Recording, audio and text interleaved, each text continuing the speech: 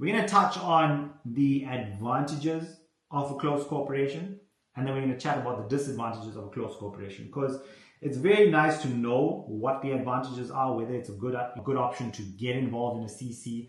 And some of the advantages, there are only a few regulations that govern the administration of a closed corporation. Now, with a PTY Limited, which you would learn is a little bit more cumbersome than a CC. A CC doesn't have that much of regulation, it doesn't have that much of admin. So people like to buy CCs, and they like to carry on with their CCs. They don't like to close it down, and they don't like to sell it. And a CC does not have any of the legal complications that a company has. So for example, a CC is not required to have annual financial statements audited. Okay. Now, usually a PTY Limited, if it reaches a certain level, it needs to be audited. However, a CC does not have this requirement.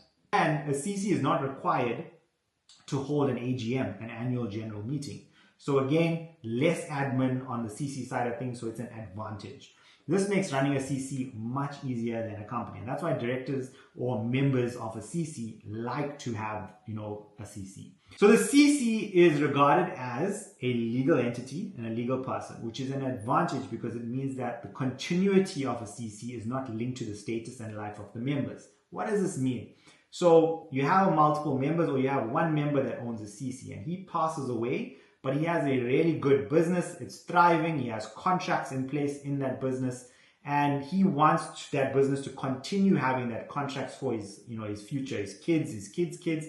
So the CC is allowing him to do that. So if he passes away, nothing happens like in a partnership or like in a sole proprietorship that dissolves. That does not happen here in a CC. It continues, and that's why there's continuous in a legal entity person.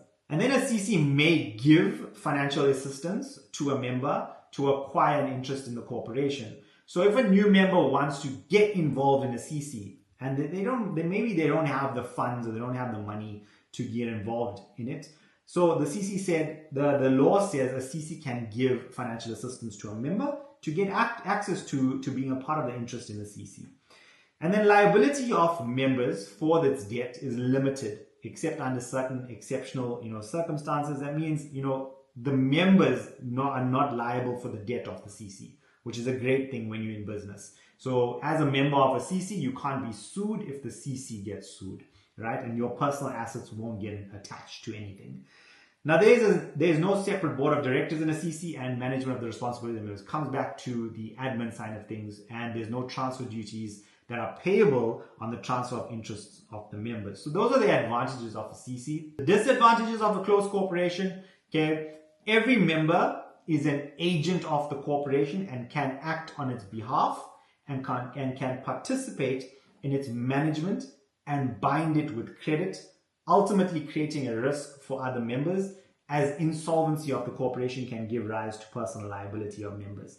I know it's a lot of big words, it's a lot of accounting jargon, but essentially what does this mean?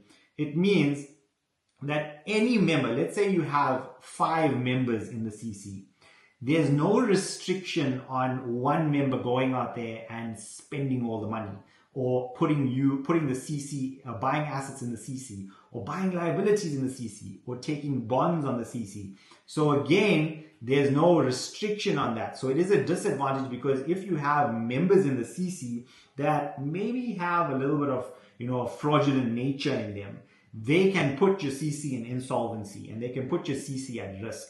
And there's no restriction on it. There's no approval on it. As a PTY, you need approval for certain things. With a CC, each member has full authority. So that's a disadvantage of being in a CC. And then the last one, or the second one, is the simplicity and the informality of the closed corporation structure, or the corporate structure, can facilitate fraud and unauthorized or improper action within the closed corporation. Again, same as above, but it's just because it's so simple, it's just because it's so informal, there's not a lot of agreements in place. That's why the closed corporation, the structure, can be manipulated in a better term by the members. And that's why people actually don't like being a part of a CC with a lot of people. So those are the disadvantages of being in a CC, right?